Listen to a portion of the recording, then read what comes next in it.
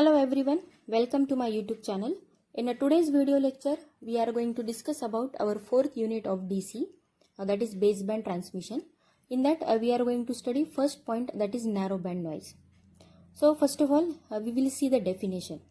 So the random process x of t is bandpass or the narrowband random process if its power spectral density, that is S of x of S, this is S into x of f, is non-zero only in the small neighborhood of the some high frequency Fc deterministic signals.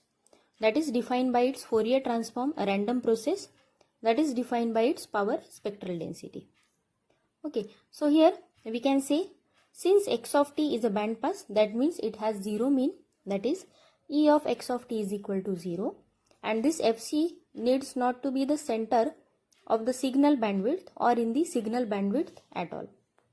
Okay, then after that let us see the narrowband noise representation. We know that in most communication system we are dealing with the bandpass filtering of signals, and the wideband noise will be shaped into the band limited noise. So if the bandwidth of the band limited noise is small as compared to the carrier frequency, then we can refer to this as the narrowband noise. So we can derive the power spectral density and the autocorrelation function of the narrowband noise, and you can use them to analyze the performance of linear system. Okay, but in practice we often deal with the mixing, that is multiplication, which is the non-linear operation. Okay, and the system analysis become difficult. So in such case it is useful to express the narrowband noise as a n of t is equal to n of t is equal to x of t cos of 2 pi fct minus y of t into sine of 2 pi fct. Okay, this is the expression of the narrowband noise. So here this Fc is nothing but the carrier frequency within the band occupied by the noise. Then this x of t and this y of t are known as the quadrature components of the noise n of t. This is n of t, and the Hilbert transform of n of t is, we can write here h of n of t. This is the Hilbert transform of n of t is equal to x of t sine of 2 pi fct plus y of t into cos 2 pi fct. This is the Hilbert transform of the n of t. Okay, so here n of t is the x of t into cos of 2 pi fct minus y of t into sine of 2 pi fct, and their Hilbert transform is h of n of t is equal to x of t into sine of 2 pi fct plus y of t into cos of 2 pi fct. Okay, so the generation of quadrature components of n of t, that is x of t and y of t, have following properties. The first property is E of x of t, y of t is equal to 0. So here x of t and y of t are uncorrelated with each other. Second property is x of t and y of t have the same means and variances as n of t. Then third property, if n of t is a Gaussian, then x of t and y of t are also Gaussian. Then last is x of t and y of t have identical power spectral densities related to the PSD of n of t by g of x of f is equal to g of y of f is equal to g of n in bracket f minus fc plus g of n f plus fc. Okay, so here p is the bandwidth of n of t. Okay, so then after that let us see in phase and quadrature component. So the in phase and quadrature sinusoidal components is given by Sin A plus B is equal to sin A into cos B plus cos A into sin B. So this is the trigonometric identity. Okay, so from that trigonometric identity we have x of t is equal to a sin omega t plus 5. We can write this as a sin in bracket 5 plus omega t. Okay, that is this is again a is constant and sin in bracket a plus b is there. So we can directly apply this formula for that. So here we will get a sin phi into cos omega t plus a cos phi into sin omega t.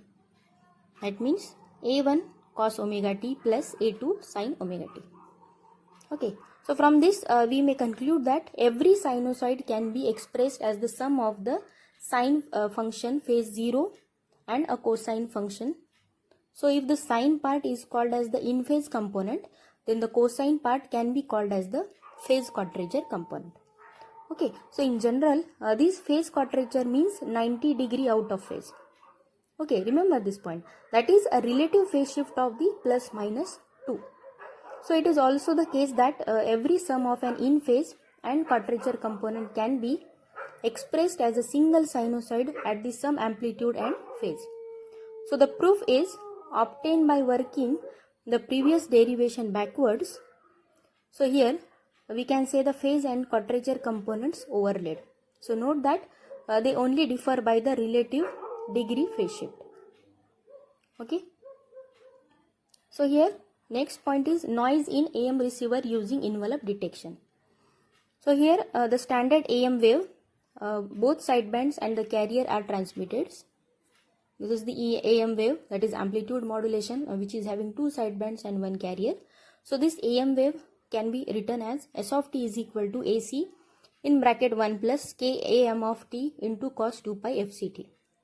Okay, that is N of t is equal to N1t cos 2 pi fct minus NO of t sin of 2 pi fct.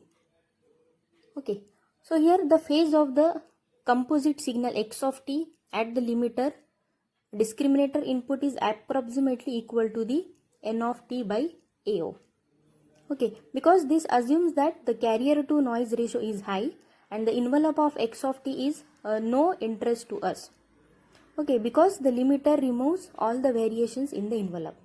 So thus the composite signal at the frequency discriminator input consists of small index a phase modulated wave with the modulation which is derived from the component NQ of t, that is the quadrature.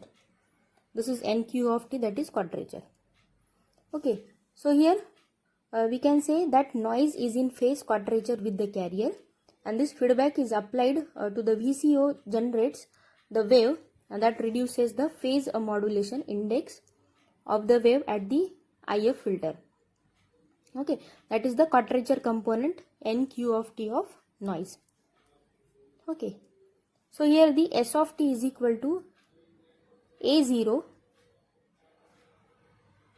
in bracket 1 plus k AM of t into cos 2 pi fct. Okay, so here instead of AC, here this is the AC, that is AC cos 2 pi fct is the carrier wave, and M of t is the message signal, and the Ka is nothing but the sensitivity of the modulator which determines the percentage of modulation. Then the average power for that modulated signal is A square in bracket 1 plus k square P divided by 2. So where the P is nothing but the average power of the message signal, that is M of t, and the average noise power in the message bandwidth is WN0, that is W is nothing but bandwidth. Okay, so the received signal x of t at the envelope detector input consists of the modulated message signal S of t and the narrow band noise N of t. Okay, so here we can say x of t is equal to AC plus AC into Ka M of t plus N of t into cos 2 pi fct minus N Q of t sin of 2 pi fct. Okay, so this is the phasor diagram of the x of t.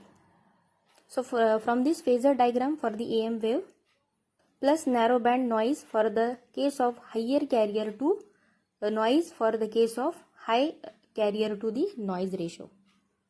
Okay, so from this phasor diagram, the receiver output can be obtained as y of t is equal to, this is y of t is equal to envelope of x of t. Okay, so the average noise power is derived from both in-phase component and quadrature component. Okay, so here when the average carrier power is large as compared with the average noise power, then what happened? Then the signal term AC plus AC into K m of t, this term is large as compared with the NIT, okay, and NOT. So then we may approximately calculate the value of y of t, that is equal to AC plus AC into Ka m of t plus Ni of t. Okay, here this AC is the DC component and it is neglected. Then the output signal power is what?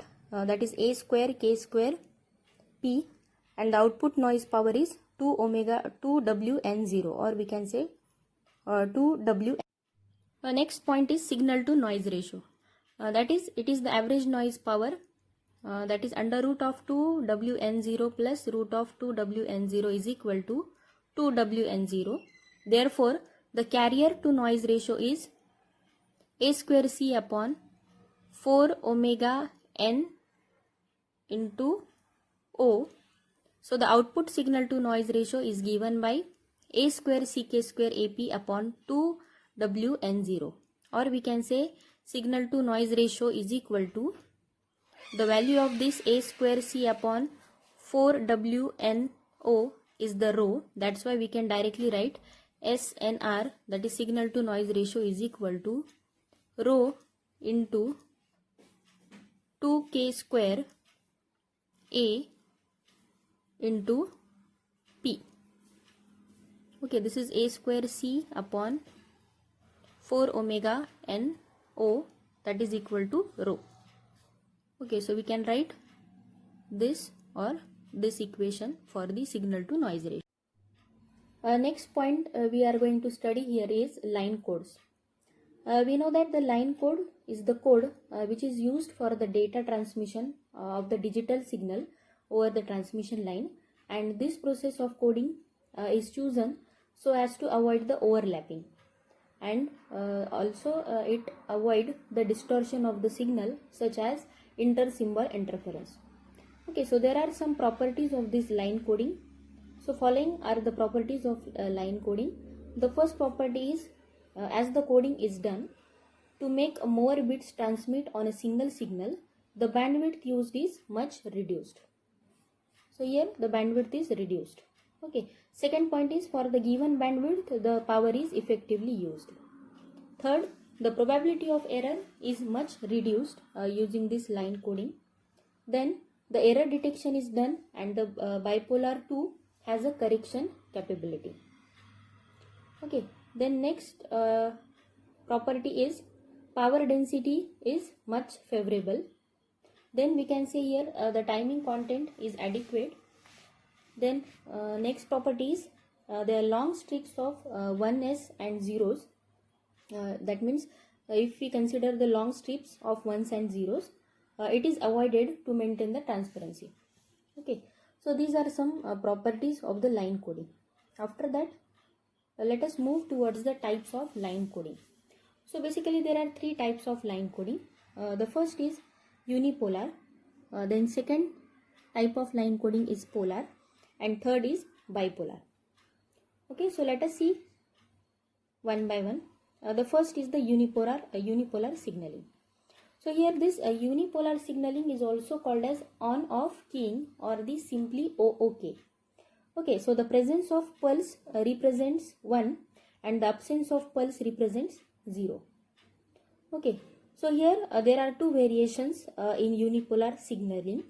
The first is non-return to 0 and second is return to 0. Okay, so here let us see first a unipolar non-return to 0. Okay, so here in this type of a unipolar signaling, high in data is represented by the positive pulse which is called as mark, which is having the duration of t0 equal to the symbol bit duration. So the low in data input has no pulse. So the following figure clearly depicts the unipolar non-return to.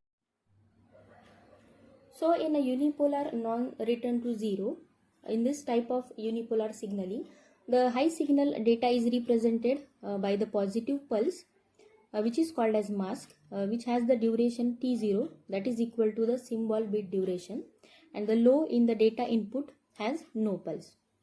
Okay, so this following figure clearly depict the non-return to zero. Here this clock is present, then data 101001110 is there. So here unipolar NRZ is 101001110. Okay, so here this unipolar non-return to zero having some advantages. The first advantage is that it is simple, and second, a less bandwidth is required for that. Then this system, this non-return to zero is also having some disadvantages. The first disadvantage is that here no error detection or error correction can be done. Then here presence of low frequency components may cause the signal drop, and here no clock is present. And again the disadvantage is that here the loss of synchronization can be occur, especially for the long strings of ones and zeros. Okay, so here next we are going to study the unipolar return to zero. Okay, so here in this type of unipolar signaling, high signal data through represented by the mark pulse, its duration is t0, is less than the symbol bit duration. Then here half of the bit duration remains high, but immediately returns to zero and shows the absence of pulse during the remaining half of the bit duration. So here it is clearly understood with the help of the following figure. So this is the clock pulse, then the data 101001110 is there. Okay, so here return to zero means what?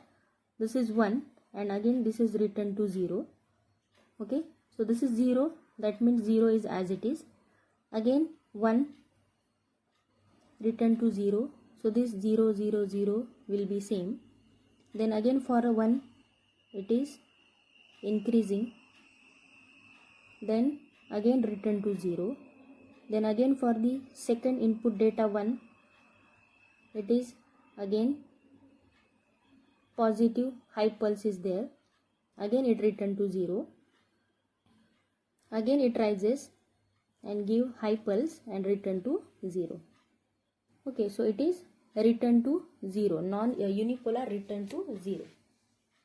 Okay, so here this unipolar return to 0, which is having some advantages, that is again it is simple and the spectral line present at the symbol rate can be used as a clock. Then the disadvantages of unipolar return to 0 are here no error correction is there, so it occupies twice the bandwidth as unipolar NRZ. So here again the signal drop is caused at the place where signal is non-zero at the 0 Hz. Okay, then next type of signaling is the polar signaling. So there are two methods of polar signaling. The first is polar NRZ and second is polar RZ. So let us see first polar NRZ. So in this type of polar signaling, a high in data is represented by the positive pulse while a low in data is represented by the negative pulse. So this following figure can be used for that. This is the clock. Okay, this is the clock, then data 101001110. Okay, so this is polar non-return to 0. So this one is having high pulse data, which is represented by the positive pulse, and 0 for the low in data represented by the negative pulse. Again 1 for the high pulse data, this 0 0 like this. Again for 1 it is high in data, that is represented by positive pulse, and for 0 it is low in data represented by the negative pulse. Okay. So the advantages of this polar NRZ are, it is simple and no low frequency components are present in this. Then this system, that is the polar NRZ, that is polar signaling, non-return to 0, having some disadvantages also. Here again no error correction will be there, no clock is present, and the signal drop is caused at the place where the signal is non-zero at 0 Hz. Okay, then after that let us see second point, that is polar RZ, that is polar return to 0. So in this type of polar signaling, high in data, though represented by a mark pulse, its duration is T0 is less than the symbol bit duration. Half of the bit duration remains high, but it immediately returns to 0 and show the absence of pulse during the remaining half of the bit duration. Okay, so however for the low input, the negative pulse represents the data and the 0 level remains same for the other half of the bit duration. So this following figure can be used for that. This is the clock signal, this is the data 10 100 1110. So this is 0. Okay, so this is polar return to 0. That means it is high in data which duration is T0 less than the symbol bit duration. So here half of the bit duration remains high, but it immediately returns to 0 and shows the absence of pulse during the remaining half cycle, that is this part, that is 0. Okay, so this is for the high pulse.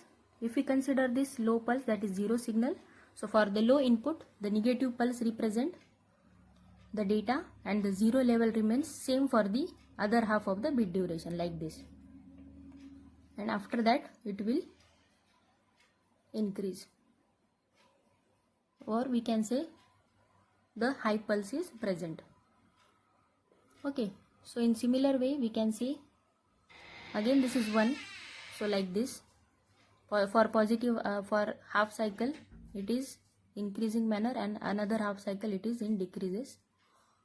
Okay, so for half bit duration, again for the 0 it is first at low pulse, that means it is consider low, and after that again low for this second 0, like this, again for 111 similar like the previous ones.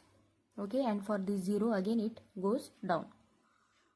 Okay, so here the advantages of polar return to 0 are, it is simple, and here the no low frequency components are present. And the disadvantages of polar return to 0 are, here again no error correction, no clock is present, it occupies twice the bandwidth of polar NRZ, and the signal drop is caused at place where the signal is non-zero at 0 Hz. Okay, next we are going to study here the bipolar signaling. Okay, so this is the encoding technique which has 3 voltage level, that is plus, minus and 0. So such signal is called as the duo binary signal, or we can say the bipolar signaling. Okay, so the example of this type is alternate mark inversion. Okay, so for a 1, the voltage level gets a transition from plus to minus or from minus to plus, and having alternate ones to be equal to polarity. So a 0 will have a 0 voltage level. So even again in this method we have 2 types. The first is bipolar NRZ and second is bipolar RZ. So from the models so far discussed, we have learned the difference between NRZ and RZ. So it just goes in the same way here too. So the following figure used for that, we can see this is the clock. Again this is the data 10 100 1110. Then the first for bipolar NRZ, the above figure has the both bipolar NRZ and the RZ waveforms. So here the pulse duration and symbol bit duration are equal in NRZ type, while the pulse duration is half of the symbol bit duration in RZ type. Okay, so here we can see bipolar NRZ and bipolar RZ. So it is again simple. Here no low frequency components are present. Again it occupies a low bandwidth than unipolar and polar NRZ schemes. So the single error detection capability is present in this bipolar coding. And again it is having some disadvantages also. So here no clock is present, and second disadvantage is that the long strips of data causes loss of synchronization. So this is all about our today's session. I hope you will like and enjoy. We will stop here with motivational quote.